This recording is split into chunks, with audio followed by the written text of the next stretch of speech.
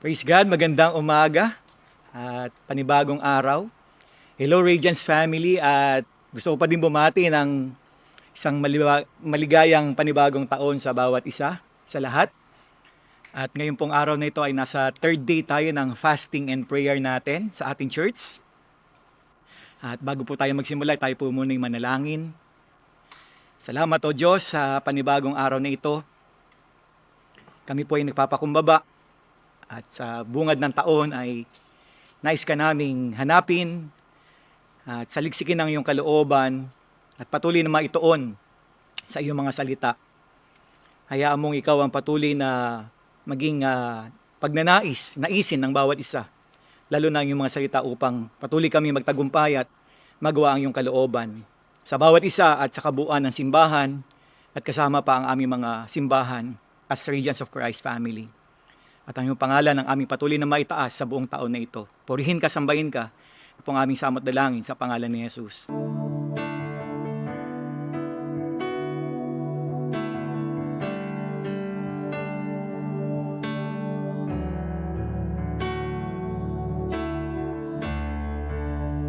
Narito ako,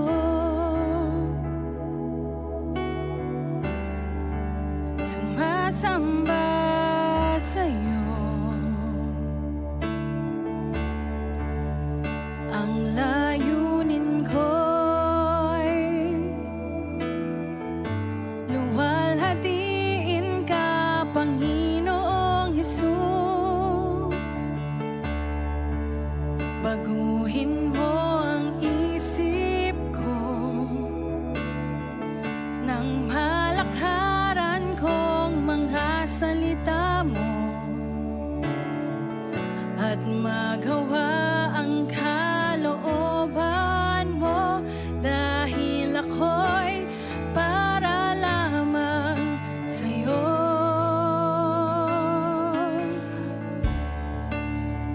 Narito ako, sumasamba sa'yo. Ang layunin ko'y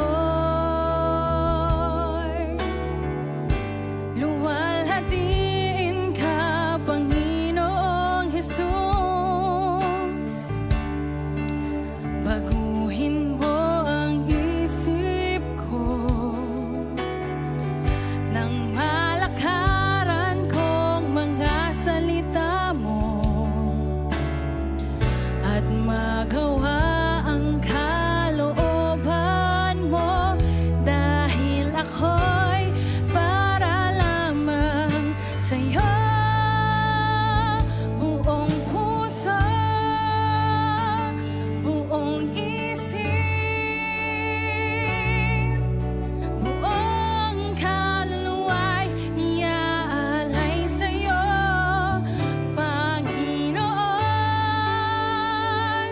Ako'y ayusin mo, dahil ako'y para lamang sa'yo.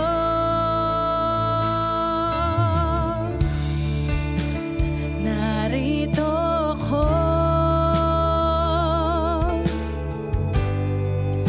sumasamba sa'yo. Ang layunin ko'y luwalhatiin ka, Panginoong Hesus.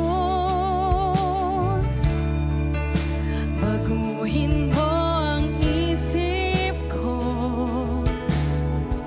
nang malakaran kong mga salita mo at magawa ang kalooban mo, dahil ako'y para lamang sa'yo. Buong puso, buong isip, buong kaluluwa'y iaalay sa'yo, Panginoon. Ako'y ayusin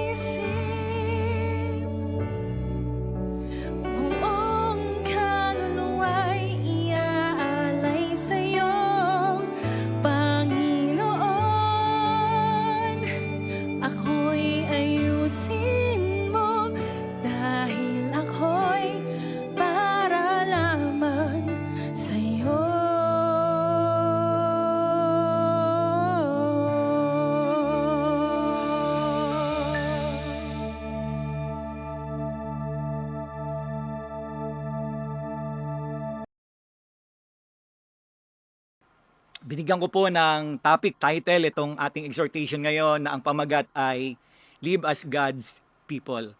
Mamuhay bilang mga tao ng Diyos.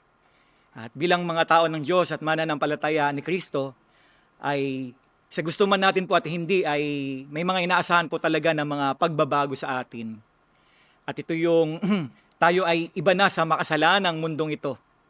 Inaasahan na tayo na may makadiyos na pamumuhay, dahil sa mga natututunan nga natin sa mga salita ng Diyos. Kasama yung ating mga pag-uugali at pakipagkapwa.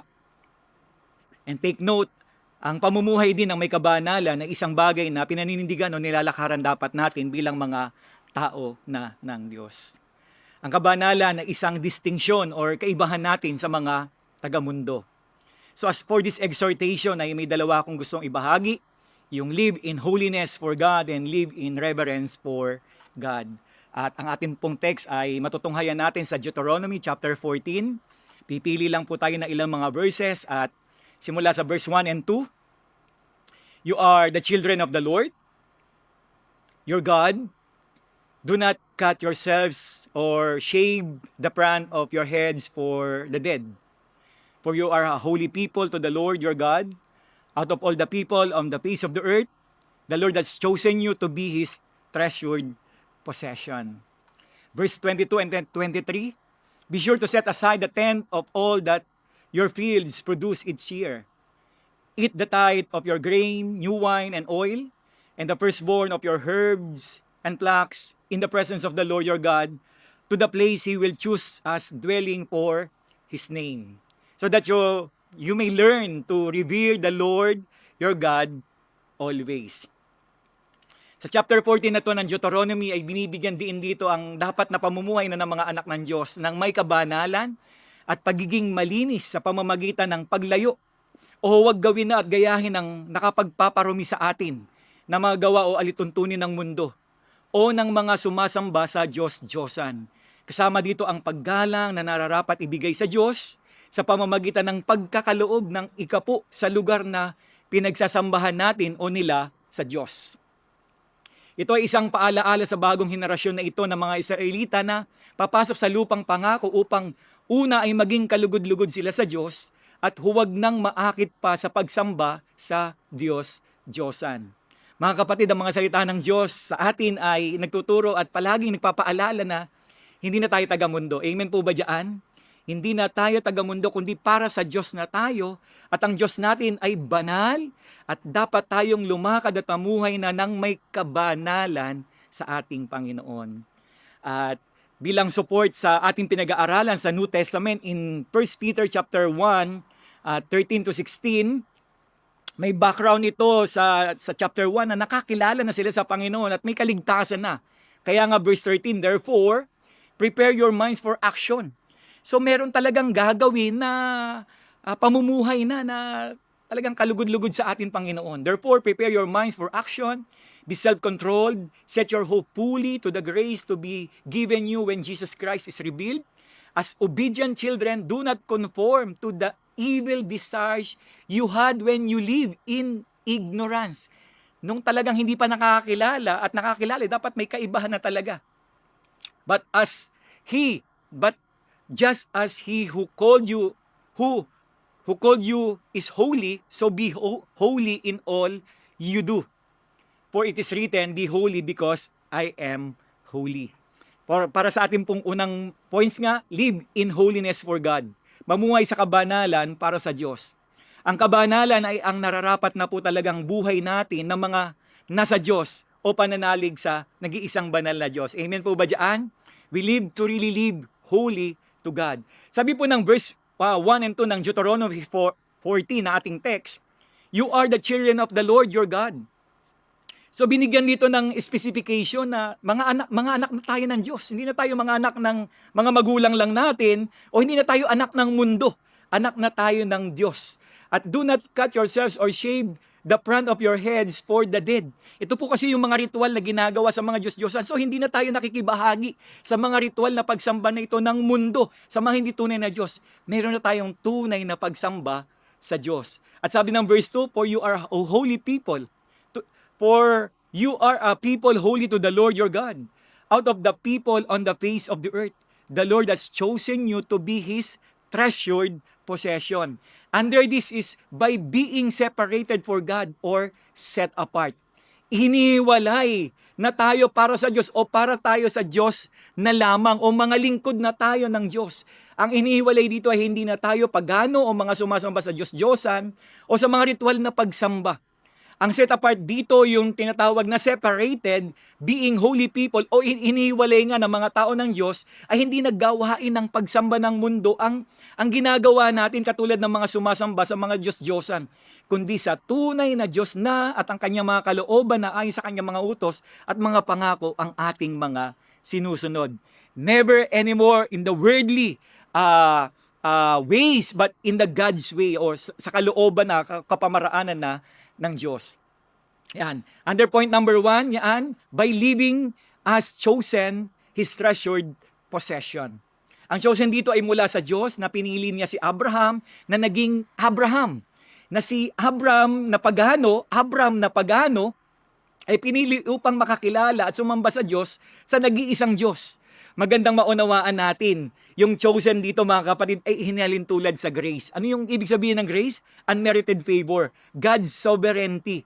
Si God ang nagdesisyon na piliin ang mga Israelita o tayo din, yan. At masaya ang Diyos na ginawa ito. Ito din ang dahilan kaya tayo tinatawag na treasured possession. Wow. Ang sarap sa pakiramdam nun, di ba? Treasured possession tayo ng ating Panginoon. At ang maunawaan na tayo treasured possession ng Panginoon, yan, simula sa mga Israelita at sa atin ng mga na kay Kristo, ang treasured possession nga po dito ay sa dinabi-dami ng mga tao, yan, sa buong mundo. Pinili at pinahalagahan tayo ng Diyos. Wow. Ang sarap talaga sa pakiramdam nito. At pwede din pong sabihin tayo po ay mga apple of God's eye. So in verse 2 na ating text, sabi doon, the Lord has chosen you to be His treasured possession. And in 1 Peter chapter 2, 9-12, but you are a chosen people, a royal priesthood, a holy nation, a people belonging to God, that you may declare the praises of Him who called you out of darkness into His wonderful light. Take note of this at verse 10. Once you were not a people, but you are now the people of God. Once you had not received mercy, but now you have received mercy. Wow, ang ganda talaga sa pakiramdam nito, di ba? Pero hindi lang pakiramdam, talagang katotohanan ito. Dear friends, I urge you as alien and strangers in the world to abstain from sinful desire which war against you. Talagang labanan natin ang talagang kamunduhan sa ating mga sarili. Talagang ito ay dapat natin talagang labanan. Sabi dito, verse 12, live such a good lives among the pagans. Mamuhay talaga tayo, talagang intentional na mamuhay tayo among sa mga sumasamba sa mga Diyos-Diyosan o walang paniniwala sa Diyos. That though they accuse you of doing wrong, they may see your good deeds and glorify God on the day He visit us. Yung meron talagang transformation o pagbabago o talagang pagiging makadiyos na pamumuhay sa atin na makikita ang mga tao ng mundo. And now for our second point, yan, live in reverence for God. Mamuhay ng may paggalang sa Diyos. Ang paggalang sa Diyos ay pagpapakita ng pananampalataya, pagtitiwala, pagmamahal, pagsunod sa mga salita ng Diyos at pagsamba. Maraming bahagi sa buhay natin ang inaasahan tayong may paggalang sa Diyos. At sa Bible text natin ay partikular. Partikular ito sa paggalang na dapat natin gawin o ipakita sa pamamagitan ng pagbibigay ng ikapu. Ayan. Ano yung sinabi mo, Pastor Joel? Ikapu or tithing. Yan. Sa mga nakakilala na po sa tunay na Diyos, magandang maunawaan natin na ang Diyos ang talagang nagpapala. Amen po ba yon? May paniniwalang ganito ang mga sumasamba sa Diyos-Diyosan. At mas dapat pananampalataya o pagtitiwala ito ng mga nakakilala na sa tunay na Diyos. At siya po talaga ang Diyos natin na may lalang ng langit at lupa ang nagpapala. Amen po ba diyan? At dahil siya ang nagpapala, ay huwag na po tayong matukso na tumingin sa ating mga sarili na parang tayo ang nagpapala o yung mga material na bagay ang ating napagtutuunan na kung saan ay ito ang hinahanap ng mga taga-mundo. Sabi po ng Matthew 6:24, no one can serve two masters. Either he will hate the one or love the other. he will be devoted to one and despise the other. You cannot serve both God and money. So, wag tayong dapat madiktahan ng mga material na bagay o ng mga kaperahan, which is ito ang sinasamba ng mga hindi nakakakilala sa Panginoon, mga sumasamba sa Diyos-Diyosan. We are not serving the Lord. Dapat po sa Kanya tala po ang tuon natin bilang nagpapala. Yan po. So, in verse 31 naman, so do not worry saying, what shall we eat? Or what shall we drink? Or what shall we wear? For the pagans, yung mga walang pananalig sa Panginoon o ang mga bagay na material ang kanilang Diyos-Diyosan. For the pagans run after all these things, and your heavenly Father knows that you need them. Verse 33, but seek first His kingdom and His righteousness, and all these things will be given to us as well. Under point number 2, true tithing. Live in reverence for God through tithing. Sa pamamagitan ng ikapu, pagbibigay ng ikapu o na ang ibig sabihin ay inuuna mo din ang Diyos o iginagalang mo ang Diyos sa mga nagiging pagpapala mo. Yan. For us to really understand more clearly yung ikapu, ganito po yan. Kung meron pong 100, ay meron pong 10 bahagi yon. Unang ikapu, pangalawang ikapu, pangatlong ikapu, pang-4, pang-5, pang-6, hanggang 10 ikapu. So ganito po yung paggalang na sinasabi ng Diyos sa mga tinatangkilak. Yung unang ikapu ay para sa Diyos po ito. In that way, alam niyo po, na ipapakita natin yung tiwala at yung paggalang natin sa ating Panginoon. And for our information, alam niyo po ba sa Old Testament ay may 3 o 4 na tithing na tinatawag. Ang Levitical or Aaronic tithing, festival tithing, poor tithing, yung para sa may hirap, then the agricultural tithing. Ito yung mga paraan ng Diyos. Take note of this ha. Ito ang paraan ng Diyos sa provision sa templo, sa mga gawain, sa mga pagsama-sama, sa mga pagsamba, sa mga pagtulong, at para sa mga lingkod ng Diyos na gumagawa sa templo ng Diyos para may ikakabuhay po sila. Wow! Ang gandang maunawaan no? It's all for the work of God. Kaya po talaga tayo nagbibigay ng ikapu para talagang maluwalhati at maipakita natin yung paggalang natin sa Panginoon. In verse 22 to 23, be sure to set aside a tent.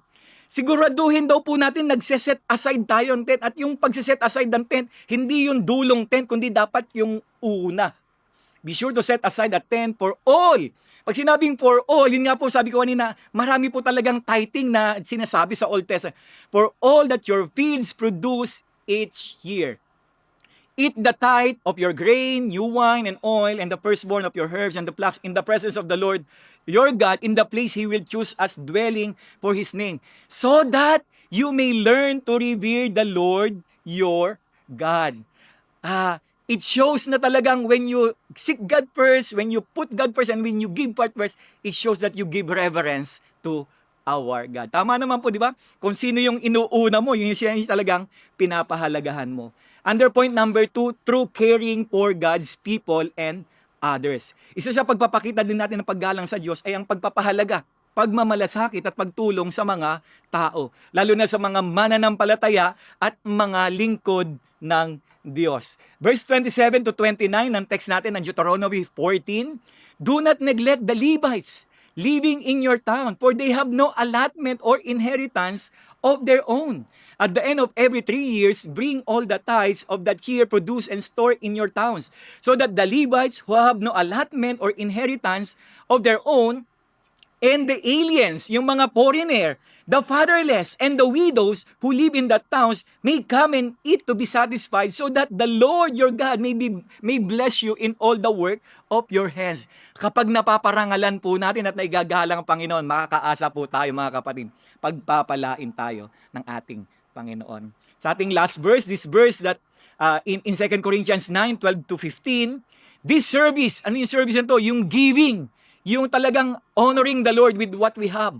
This service that you perform is not only supplying the needs of God's people, but also an overflowing in many expression of thanks to God. Napaparangalan po talaga ang Panginoon sa ating mga pagkakalob. Because of this service by which you have proved yourselves, men will praise God for the obedience that accompanies your confession of the gospel of Christ, and for your generosity in sharing with them and with everyone else. Verse 14, and in their prayers for you, their hearts will go out to you because of the surpassing grace God has given you.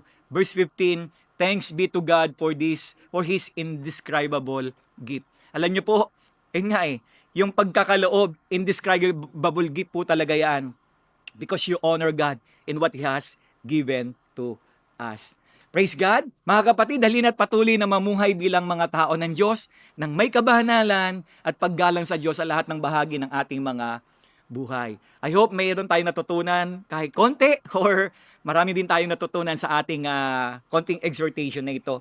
And we will go now to our list of prayer. Yan po. Number 1 prayer po natin is let us really pray, let us really mean to live a life of holiness. To walk as children of God, children of light, set apart, get rid of all unclean lifestyle, ways, behavior, and idol worship. Be truthful in the faith even when no one is watching. At pangalawang items po natin sa prayer ay let us really mean to love the Lord our God in everything, in living, in giving, and in service, even no one is watching. Let us pray. Salamat po, Panginoon. Salamat sa mga katotohanan ng iyong mga salita na nagtuturo na kung kami ay tunay na mga mananampalataya mo po, Panginoon, o mga tao mo, ay kinakailangan kaming mamuhay talaga ng may kabanalan po, Panginoon. And let us really mean it with all our heart, O God. Sa tulong mo, gabay mo, banal na Espiritu Santo, tulungan mo kaming magawa ito sapagkat ito ang nakalulugod sa ito ang kalooban mo at ikaw ito po, Panginoon, banal ka at dapat din maging banal ang iyong mga tinawag po, Panginoon. Sa paglakad bilang mga anak mo po, Panginoon, bilang anak ng kaliwanagan at bilang mga inihiwalay po, Panginoon. Ma-preserve kami po, Panginoon, na talagang malilinis po, mga lumalakad sa kalinisan sa iyong biyaya at kapangyarihan sa amin po mga buhay. At ayaw mo po, Panginoon, piliin namin ang kalinisan ng pamumuhay sa araw-araw, mga kapamaraanan, sa mga pag-uugali po, Panginoon, at layuan na namin po, Panginoon, ang pagsambang ritual sa mga Diyos-Diyosan po, Panginoon, na kung saan ay hindi kalugod-lugod sa iyo, O Diyos. At ayaw mo po, Panginoon, sa aming patuloy na pananampalataya ay panghawakan namin ang iyong mga katotohanan ng punong-puno ng pananampalataya po, Panginoon. Hindi namin binibigyan ng lugod ang sino man, kundi ikaw ang binibigyan po namin ng lugod po, Panginoon. Ang buhay namin ay patuloy na maging puspos ng pananampalataya, anuman ang sitwasyon, anuman ang mga nangyayari, Panginoon. At wala mang nakatingin po, Panginoon, ikaw ang talagang nakatingin at talagang nakakaalam ng pananampalataya namin at magpapala ng aming pong mga buhay. At ayaw mo din po, Panginoon, sa aming pong pag-ibig po, Panginoon, sa iyo. Panginoon, as we confess that we love you, let us truly mean it also, Lord God, sa aming araw-araw na buhay po, Panginoon. Maraming mga hamon sa buhay, marami kaming kinakaharap po, Panginoon. Hayaan mong maipakita namin si Jesus, ang pag-ibig kay Jesus, ang pamumuhay kay Jesus, Panginoon, ang pamumuhay kay Jesus na amin pong sinasabi po, Panginoon. Hayaan mo, Panginoon, ikaw ang makita sa amin pong mga buhay. At hayaan mo po, Panginoon, talagang pakita din namin to sa pamamagitan ng aming pagkakaloob po, Panginoon. Pagkakaloob sa iyong gawain, pagtulong sa aming kapwa po, Panginoon. Hayaan mo ang generosity talagang mag-umapaw din sa aming po mga buhay. Kasi ito'y isang pagpapakita ng pagpaparangal namin sa iyo po, Panginoon, at pagtitiwala ng lubos. At ikaw din ang magpapala, Panginoon, ng mga pagkakaloob na pinagkakaloob namin sa iyo po, Panginoon, at pagtulong sa aming kapwa-tao. At maging sa aming pong paglilingkod po, Panginoon. Maraming mga sakripisyo, maraming mga bagay na ginagawa po, Panginoon. Hayaan mong, Lord God, gawin namin ito ng buong pagmamahal upang hindi kami mapagod po, Panginoon. At hayaan mo sa buong taon uli po, Panginoon, na bukas na pintuan, Panginoon, na paglilingkod, ay gawin namin ito ng may pagmamahal po, Panginoon. Ikaw ang lagi naming maging inspirasyon po, Panginoon. At ikaw ang patuloy naming maitaas o maging patotoo po, Panginoon, ng talagang paglilingkod dahil portion namin ito po, Panginoon. At kahit pa walang nakatingin po, Panginoon, Lord God, ikaw ang talagang nakakakita at ikaw ang magpapala ng mga bawat paglilingkod na ginagawa namin sa iyo, O Diyos. Salamat po, Panginoon. And we pray, O God, patuloy mo kaming gabayan sa taon na ito. Lord God, as we seek you, Lord God, let your word always be our guidance, O God, our very hold, O God. Even, O God, to look forward that your promises will come true, Panginoon. Personally sa aming pamilya, even sa aming simbahan po, Panginoon. At sa lahat ng ito, O God, ikaw ang mapapurihan at marami pang mga tao ang makakilala sa iyo. Salamat po, purihin ka, sambahin ka. Ito pong aming samot dalangin sa pangalan ni Jesus. Amen and amen. Praise God, magandang umaga po sa bawat isa uli. And Radiance family, shine where we are. God bless po.